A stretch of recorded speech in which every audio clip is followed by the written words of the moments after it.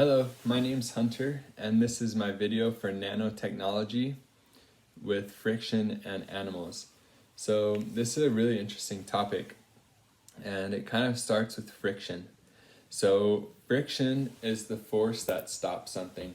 For example, when you're driving a car, let's say you have it in gas, you're going 70 miles per hour down I-15, and you put it in neutral, then it doesn't just keep going.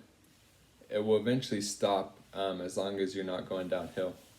And so that is because the principle of friction. The tires are rotating and it's causing friction with the concrete.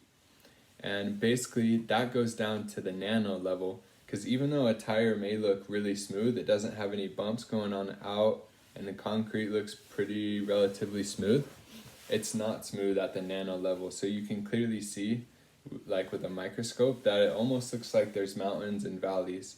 It's high and low and so forth. So they have small particles. Now, how does this connect with the animal kingdom?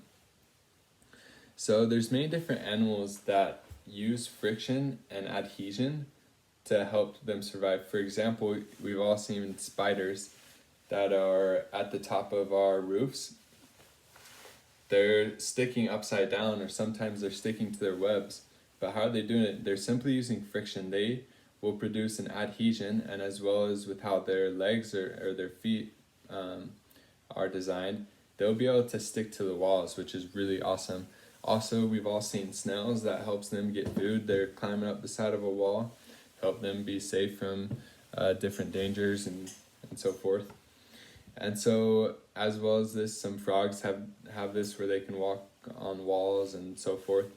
And so it's really cool. It's all because of friction and adhesion that they can do that.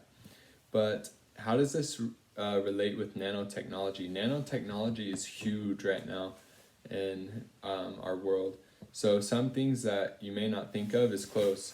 Like this uses nanotechnology, my jacket here, as well as agriculture and security. So there's even different nanotechnologies that they put it inside food, and it will let it know if it has any like salmonella or other bad things for our food. So that one's really cool. And also security and different ways. Medically, nanotechnology is used a ton. And as I mentioned, clothes, we've all seen those cool like tablecloths where if it gets wet, or the stuff you can put on shoes, if it gets wet, the water will just slide right off. That's all nanotechnology. So in conclusion, nanotechnology is a really, really cool thing. It's directly related with friction in that the nanotechnology allows the friction to be the less or more, and that's producing many ways in our world to try to make our lives more efficient and better. But it's a really exciting topic. Thanks for watching.